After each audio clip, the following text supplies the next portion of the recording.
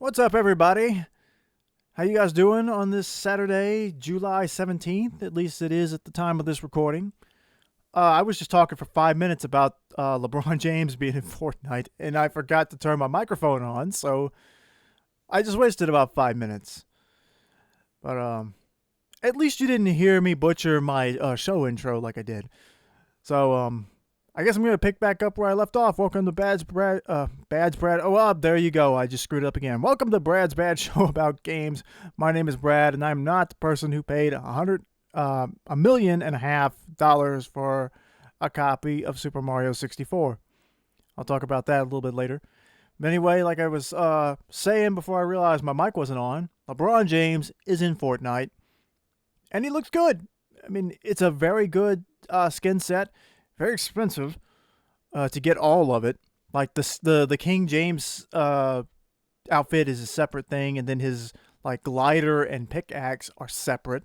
And then besides that, you get Toon Squad LeBron, which they were giving codes out for. I thought they were fake because I've seen things like that happen before, where or like glitches in this thing that allows you to claim certain cosmetics for free, and then Epic didn't intend that, and then they take them back from you.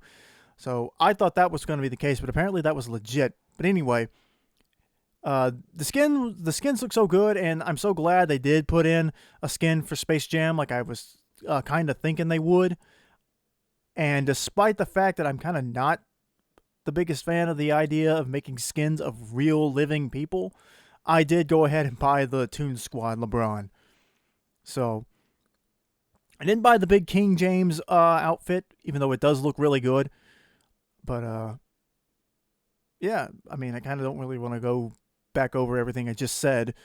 But basically all I was saying was like, even though it's kind of like a personal little thing for me to not really be the biggest fan of buying real people in this game, I do understand that it's a way for people who are fans of people like LeBron, and then of like musicians like Travis Scott and Marshmello, and then even the big Fortnite gamers like Loserfruit and Laserbeam, who to become icon series skins.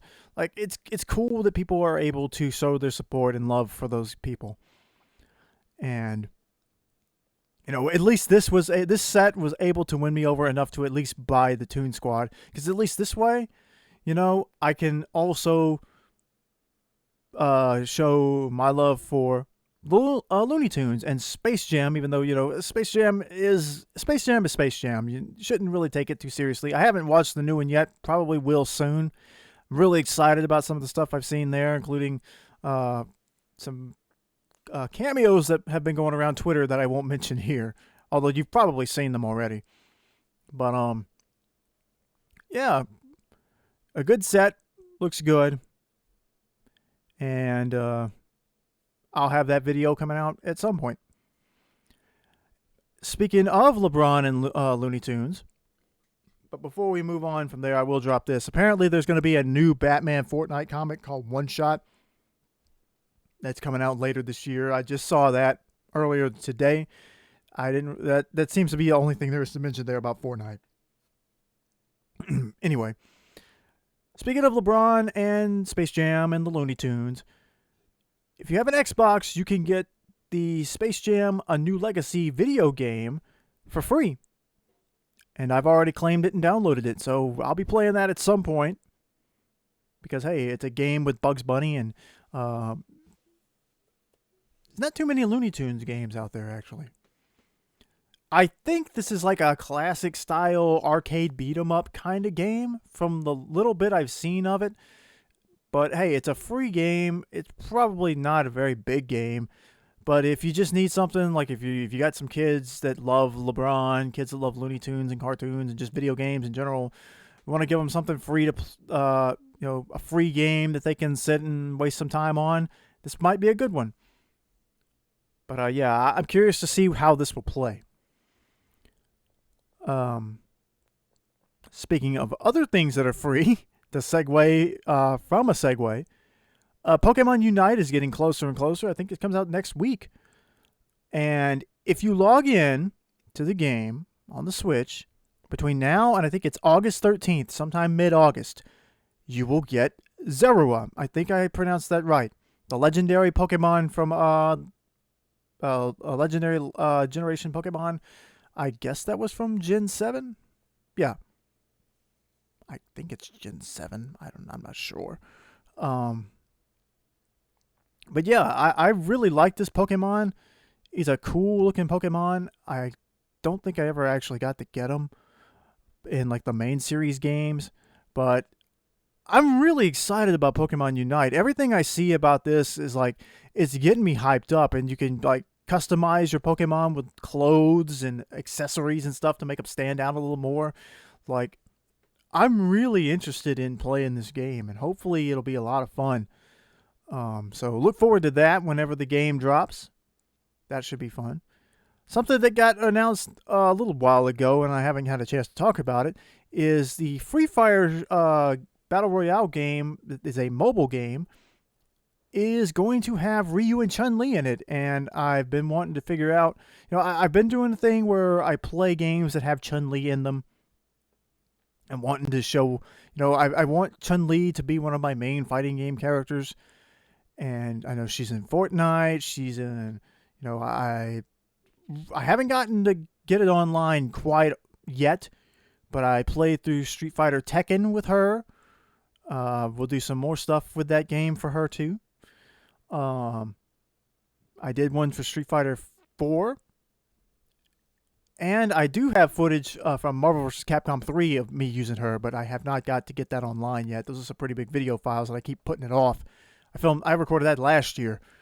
But anyway, this is a mobile game, so I was like, it kind of sucks. Don't have any way to stream that. But I have since downloaded, what is it, BlueStacks, I think it's called. It's a Android mobile phone emulator, so you can play these games on your computer to record. So I'm going to try to find some good mobile games. If anybody knows a few good mobile games, preferably free games, because I'm not really into wanting to pay stuff for that, but at least for the mobile games, at least. A lot of the games I've seen on mobile, I can play for free elsewhere, and I'd rather do that. Like, I know Genshin Impact, Among Us, I've already got that. So anyway, if you know some free to play mobile exclusive games like Free Fire, let me know, and I'll try to check them out if they look cool. Because always looking to bring more stuff, more variety to the channel. Hopefully people will enjoy that. But I do want to look into this game. Excuse me. Arcadegeddon actually looks pretty cool. I think this is another Battle Royale shooter game. The visuals kind of give me a No Straight Roads vibe. Not like they look exactly the same, but it's like the use of colors. It's very colorful. And there's something about the way this game looks that reminds me of No Straight Roads, and visually that's impressive. I like when people, think outside the box and color outside the lines a little bit of what, of what characters can be and how the game look, just the visuals of the game. So I definitely want to check this out. I think it was on Steam, I believe. Can't remember.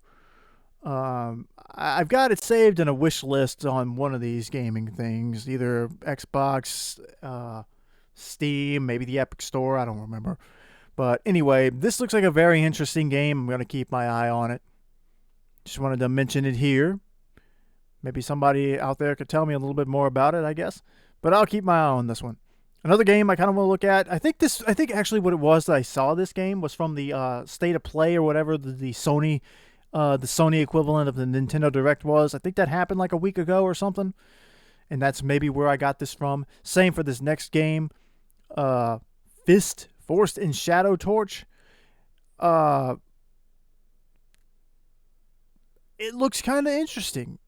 It looks like a gritty, I think I saw Maximilian Dude say it looks kind of like a gritty Star Fox.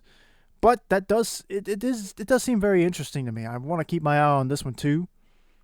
we'll have to see. We'll have to see. Like, I just need a game to look cool, look like there's an interesting story happening, or just look like fun. And again, this is just a game that's managed to grab my attention. But yeah, I kind of want to keep an eye on this one. Another game, Hunter's Arena Legends. Now, I think this may already be out because it was on Steam. Or maybe there's just a beta or something. I'm not sure. But this one's interesting in that it's like a fighting game battle royale. It's an arena fighter. Like, it looks like your state of the it looks like you're running the mill kind of third person shooter kind of game, except it's not a shooter. It's like I guess hack and slash may be the right word, but it's a hand-to-hand combat style battle royale instead of a shooter battle royale. So that's very interesting to me. And I think you can battle against like 30 other players. Like you're dropped off in like the woods or a jungle or something, and you can hide in trees and ambush opponents, and then you use combos and stuff on them. Like, that's a really cool idea. There's also a story mode in it too, but I'm not sure if there are boss characters in there. I'm sure there would be, because even Fortnite has that out in the map while you're trying to survive against other players. That is interesting. So I think you can even team up with other players in there to take down like bigger enemies, and then you can betray them. And I think that's like a thing you can do. Like in Fortnite, it's teaming, and you can get banned for that. But I think that might be a focus in this game and giving you the freedom to, like, if you want to form an alliance with somebody, you can. But then you can also just betray them at any moment too. It's just because that's sort of like you're a hunter. You're scoping out your prey, and if you can't beat them, join them until you can beat them. I guess that might be the sort of idea behind this. But I want to keep my eye on this one too, because a lot of cool games got announced or talked about in the last week or so. I focused a lot on the last show about. I did a whole show recently strictly on the Nickelodeon All-Star Brawl. So I didn't talk about anything else. And so news has kind of piled up since then. But anyway, moving on from that, we had an announcement for Super Robot Wars 30. And for some reason, the image here is way... there we go. Got it fixed now. Super Robot Wars 30. A lot of Gundams, a lot of other classic big robots, including Magic Knight Rayearth. Now, I think Gurren Lagann was part of this series at some point, but I don't think it will be in this game, which kind of disappoints me, because like Gurren Lagann is a classic giant robot show at this point, and like even like Code Geass is represented in this game. So maybe they'll add Gurren Lagann. I'd like to what about an Evangelion? They're technically not robots, but I mean, they basically are.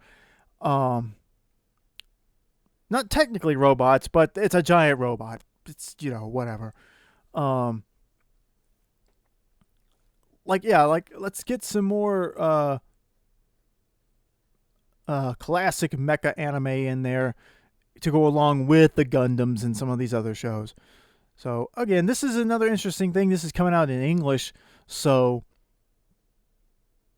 I think this might be a first or a very rare instance of where a series like this can get brought over to English. Like, there won't be any English dialogue because of the licensing hassle that it would be, because some of these titles, the rights for an English version, or an English dub at least, are owned by different companies. So, like, it would be basically impossible to dub this into English.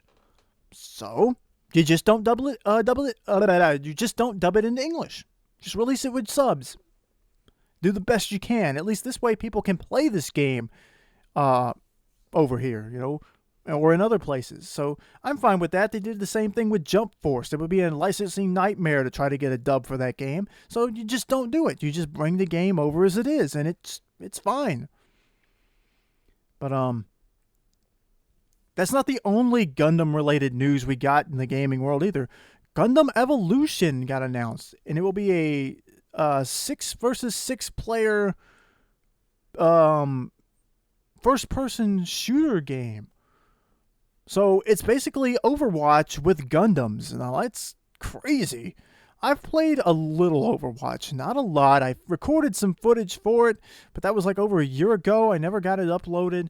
I kind of want to try Overwatch again because it does seem like it could be a fun game, but I had some trouble with it. But I at least want to keep my eye on this. A game where you could pilot a giant robot. That could be a lot of fun. Probably should get a little bit more acquainted with Gundam as a series. I really liked like Gundam 00 or 00, however you actually say the title of that name, that show. I know like Gundam Wing is supposed to be a really iconic series, and at least for like Toonami fans. I mean, I think it's more like it's like Gundam Unicorn. I think is the big one now.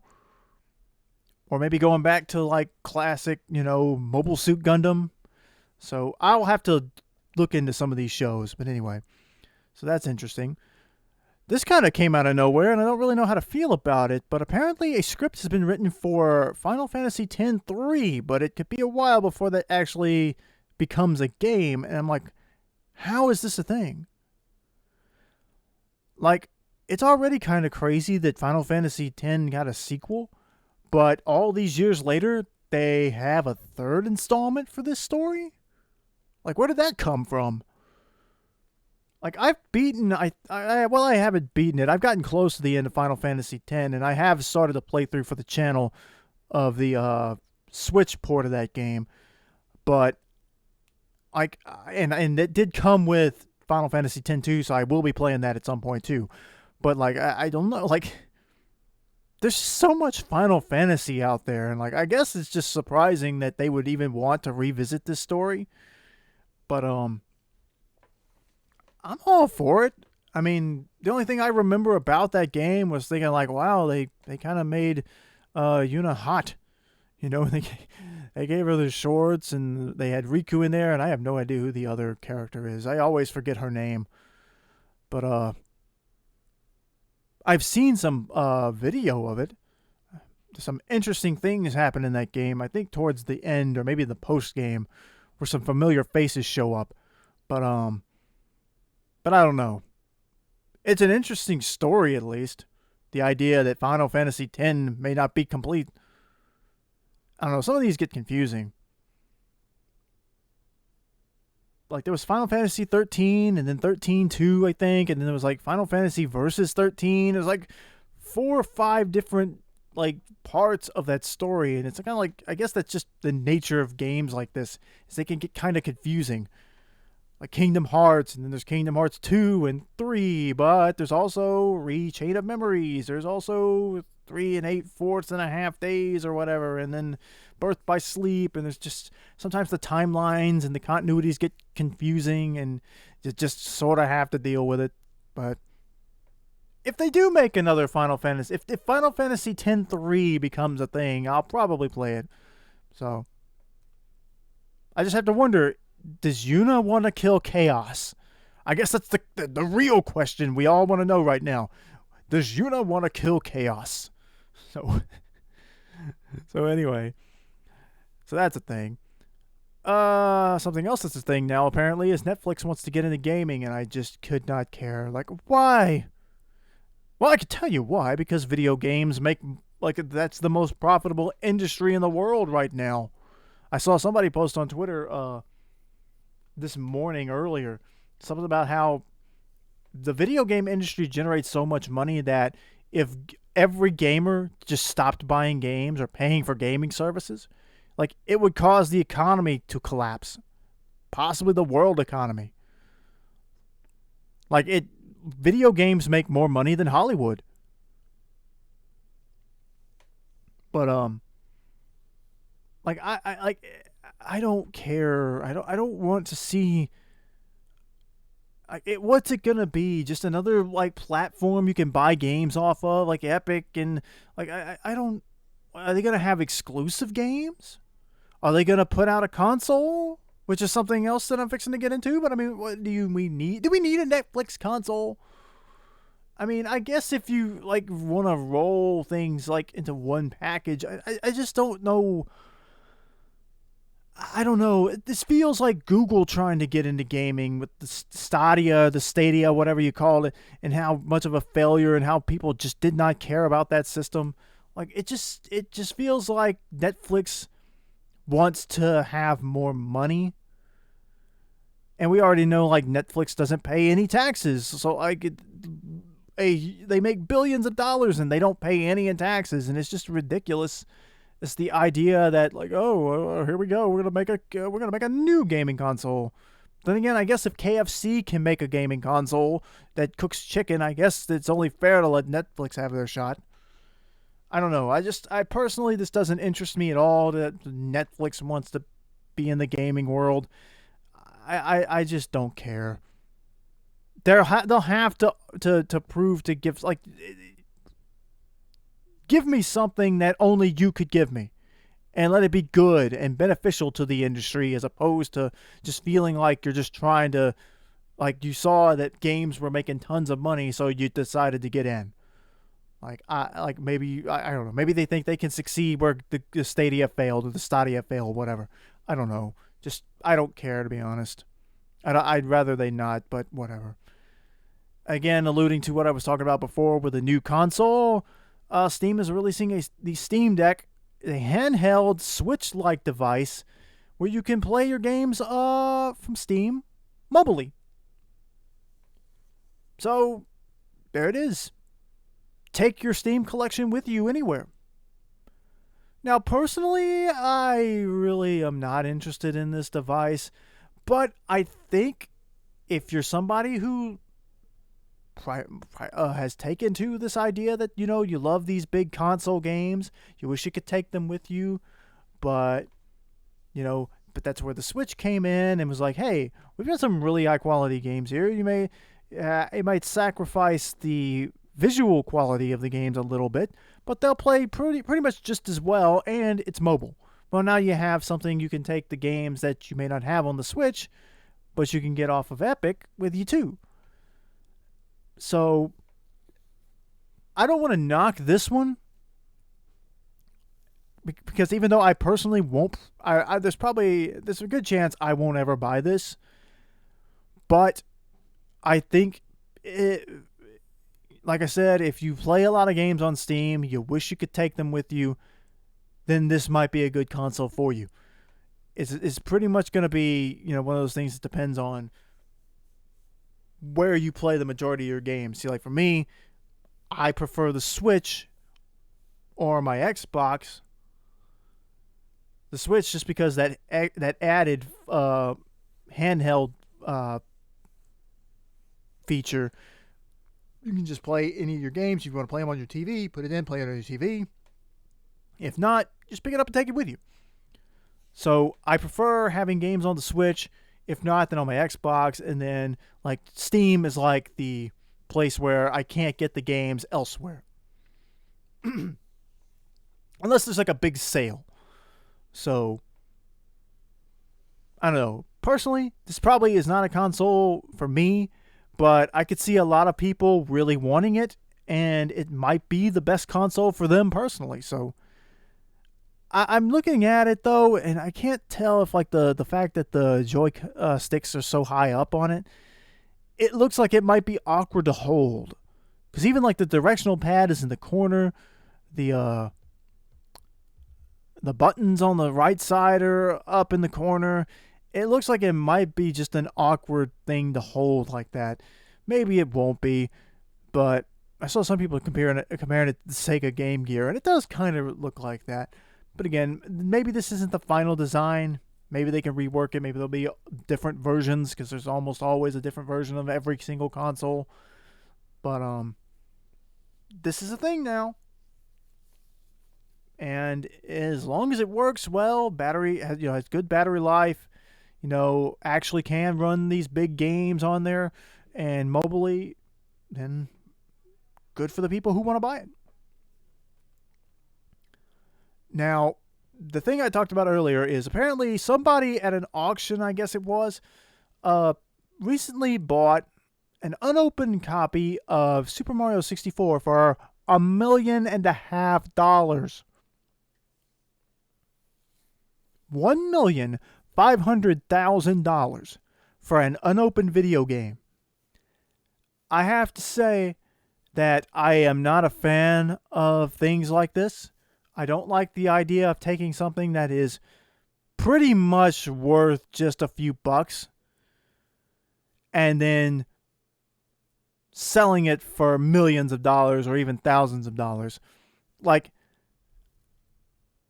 to me, the only people who do stuff like this, it seems to be, are people who only have that thing, that unopened Mario 64 case. They only have it in the first place specifically to sell it. Like, that I don't like the idea of buying something solely so you could sell it later. Like, it's not the same thing as, like, say you have like you're collecting video games and you bought Mario 64 because you really love Mario 64, and maybe you bought 2 or 3 copies to have just in case, and you never opened 1 or 2 of them. Well, then here we go, 25 years or whatever it is later, and the game's worth a lot. Then you sell it. Well, you bought the game intending to have it as a backup or whatever, Then later maybe you had some financial trouble and you needed to sell it. Find out it's worth a lot of money. Okay. Like, I'm not against the idea that you sell something that has some sort of big value for whatever reason. I just don't like the idea of people who, because to me it's very rare that you can see, like, if somebody has a $1.5 million unopened video game, then it just if you had that and you were just waiting to get a good deal, then you didn't have it because you like video games. You liked it because it was going to make you money. And I don't like that mindset. I don't like handling stuff like that. I mean, to me, don't buy stuff thinking you're going to sell it later specifically to make money off of it. Like, you don't, like, otherwise you wouldn't want it, If you wouldn't buy this thing to keep for yourself, then don't buy it. Don't buy something just because you think you might make money off of it if you have, like, no attachment to it. But I mean, I don't know. I guess it's really none of my business, but I just don't like the idea of that, because, like, there are some gamers out there who would be willing to pay $1.5 million who love video games, and who love Super Mario 64, and an unopened mint condition basically version of this game, would be like a trophy to them personally to have, and they would love it and take care of it and everything. But it just seems like so often that items like this are usually only in the hands of rich people who just want to have it to make money off of it, as opposed to actually caring about the product that they have in their hands, So like I said, I wouldn't buy this I wouldn't buy an old game because I think I could turn around and then sell it to some collector for thousands of dollars. Like, especially if it's not one that I'm interested in. It's just a lot different from, finding something in your storage you had and then finding out, that you had from your childhood. It's in good shape still because you took care of it for years. And then finding out that it's worth a good bit of money, then maybe you sell it. You had it for the right reason. You had it because you like that thing. And then maybe you like, okay, I can stand to part with this. Okay. There's just something about the idea of buying things specifically to sell them I just don't like. So it just to me, that kind of behavior just tells me that you don't actually care about the thing that you have. You just look at it as a dollar value. So I don't know. I've got, like, old Pokemon cards. Some of them are probably worth a few dollars. They're in good shape. I don't know where they all are. They're in storage somewhere.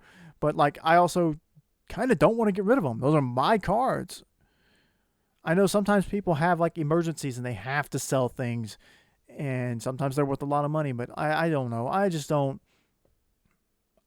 want to just be somebody who buy something who has no real interest in the thing at all itself. You know, I don't operate like that.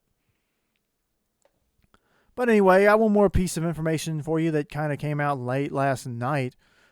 Apparently, the reaction to Nickelodeon All-Star Brawl was so great, and Nickelodeon and the development team was so impressed by the interest in the game that they're actually now, well, that was thunder. Don't know if you could hear that or not.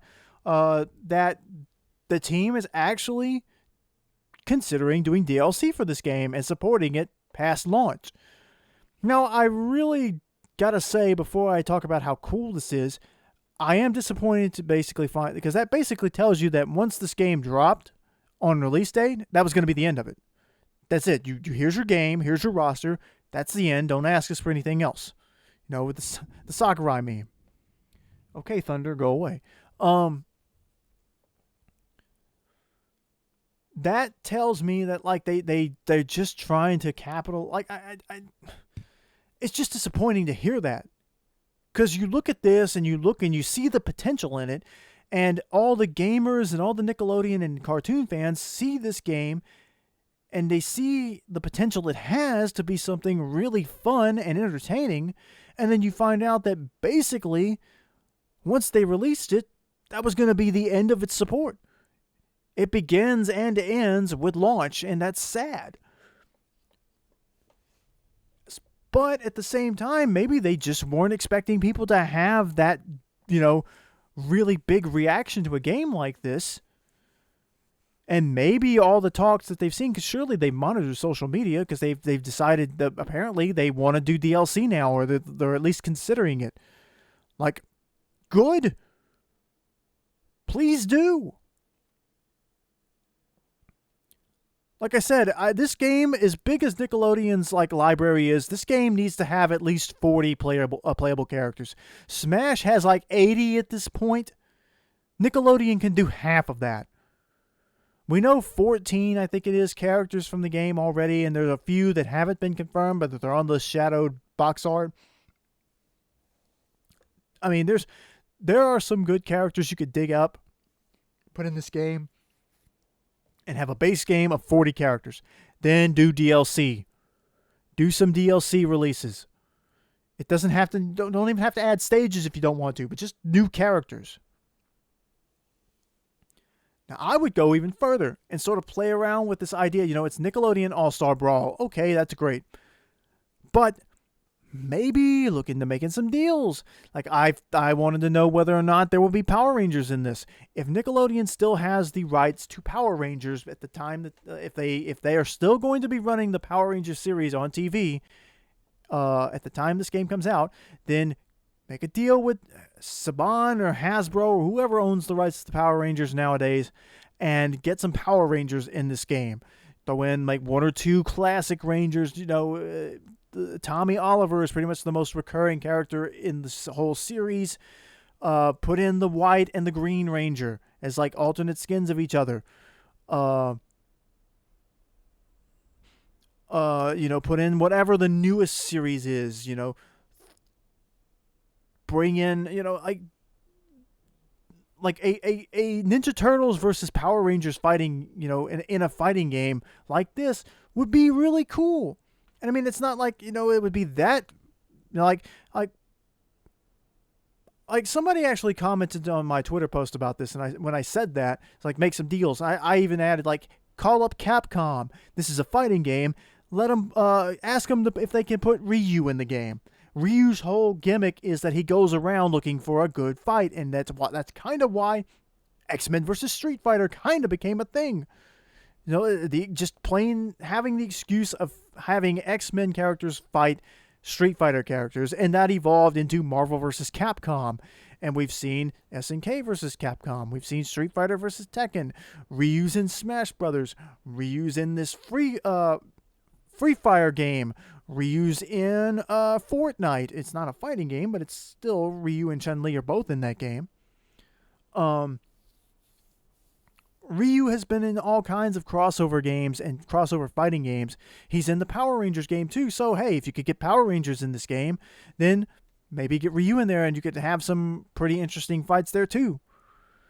Power Rangers versus Teenage Mutant Ninja Turtles, TMNT versus Street Fighter. You have those matchups. I mean, and you can't say that they're what about the idea of having Korra versus Chun-Li in a fight, or Aang or Zuko, or even Korra 2, or some of the other characters from the Avatar and Korra series against Ryu and Chun-Li. Those are some interesting matchups. Like I said, the Turtles. Shredder. Is Shredder going to be in this game? I mean, you could do some things. I'm not asking you to go all out and bring in Sonic the Hedgehog. You don't need to do that. I'm not asking you to say, hey, call up Cartoon Network and see if you can get Ed, Ed, and Eddie in the game. I want things to be realistic. What would make sense from either from Nickelodeon's perspective of this being a crossover game for cartoon characters they own, or a video game, or a fighting video game series, because pretty much every fighting game nowadays has guest characters that don't belong to their own in-universe continuity. What game was it? One of the recent Tekkens had a Final Fantasy character. What was his name? Noctis in there, and then also had Geese Howard from Fatal Fury and the King of Fighters. I mean, so yeah, this is normal. Dead or Alive had Mai Shiranui in there from Fatal Fury.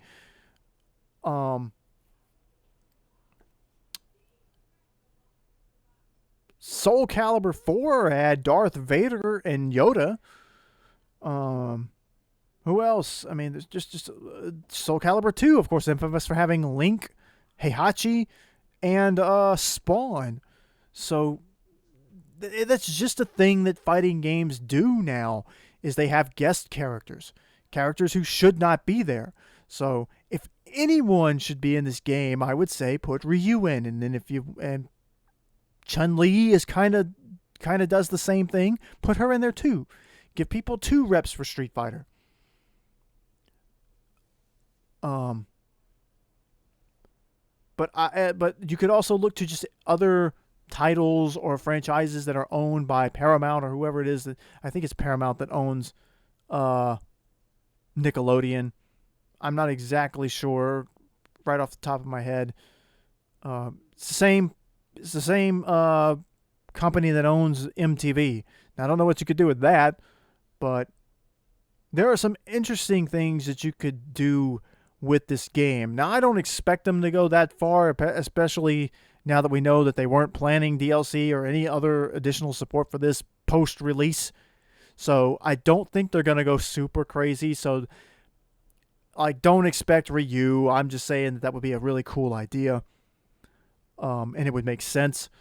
Don't expect, unless the Power Rangers deal was already made beforehand.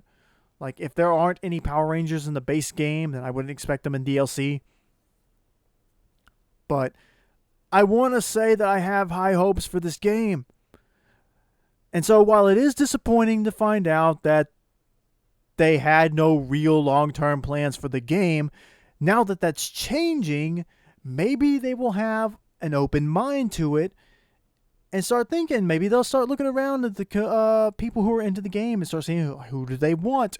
At the very least, get some cool characters in there that people want. There's been a whole campaign to have Hugh Neutron added to the game.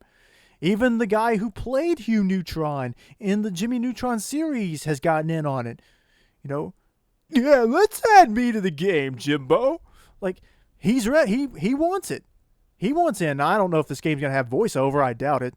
But because like I said before, the first Nicktoons racing game didn't have any voiceover, so I don't know if the second one does or not.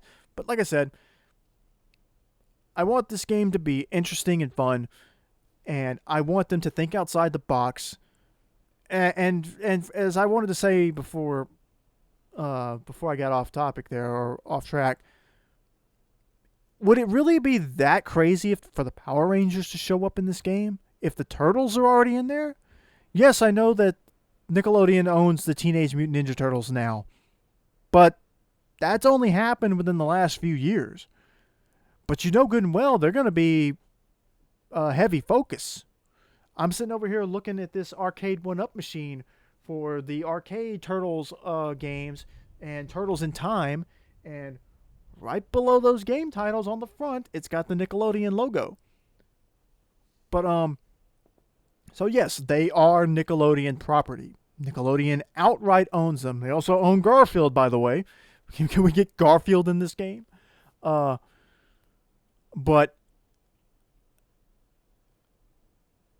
if the Turtles can be, now officially fully owned by Nickelodeon, even though for the longest time they weren't, and they're right at home in this game, then let the Power Rangers come in. Now, I of course made the joke about Goku being in. No, I don't think they're going to get Goku. And it's been like 10 years since Dragon Ball Z Kai was on Nicktoons. But I don't think it would be a stretch for the Power Rangers to be in. And I don't think that given like the very nature of fighting games, to have a guest character in, I don't think it would be that far of a stretch to have Ryu show up. So that's pretty much the two things I'm looking forward as far as like a big goal for this game. Like, I don't expect there to be a story mode. There'll be like an arcade mode, and that'll be it. You play through a few fights. Maybe there's a boss character you fight at the end. I doubt it. But I hope that they will actually take the support for it, look around to see what the community kind of wants, or talk to people in the fighting game industry and say, like, hey, what do fighting game fans like? What is it like? What do like these people who love Smash Brothers and love us? What would they like to see? What is it about Smash that's so popular? And what is it about our shows that are so popular? And if it thunders again, I'm gonna get real mad. But I'm just really excited about this game, and I want to see it, really hype people up. It already has, but I want, like I said, I've said this a few times now, and I keep repeating myself. I want them to think outside of the box. You see people are excited. Use that. You don't have to, I'm not saying you have to do every single thing that the fan base says. I don't think any content creator or artist or game developer or musician or TV show writer or anything like that, I don't think any creative mind should be forced to do every single thing the fans want, because that's just a bad idea in general, and people should make what they want to make. But like, this has the chance to be a big deal. Treat it like it is. Treat it like this is a potential, that this could potentially take over for Smash Brothers once that last DLC character comes out. I mean, is it gonna be as good as Smash Brothers? No, we all know that. But it could be a decent substitute in a post-Smash world, if you want to look at it that way. Once Smash Ultimate is done, the DLC is done, this game could rise up and take that spot. And take some of that attention. Because then the Smash Brothers hype is over. There's no more speculation. And everyone who's got the game will have already had the game, and it's just going to be over. Use that to your advantage. That's all I want. But anyway, I've talked enough about this. I had to restart the show because I left my mic off. And now it's thundering and lightning. Because of course it is. Summer rains, you can never predict them. But anyway, I hope you enjoyed listening to me talk. There's some good games coming soon. And later this year too. I think this is a good time to be a gamer. We have some exciting things on the horizon. And hopefully they're all really, really fun. But anyway, thanks for listening. I hope you enjoyed it. Like and subscribe. You can support my channel through Ko-fi. That would be very nice. I've set the donations to $1. So if you've got a spare $1, you could throw it to me if you really, really want. I've started my Legend of Legaia playthrough. It is a PS1 game. You will see what I mean by that when you see what I've already recorded. And whoo boy, it is a PS1 game. Anyway, thanks for watching. We'll see you next time for the next one. Until then, we'll see you later.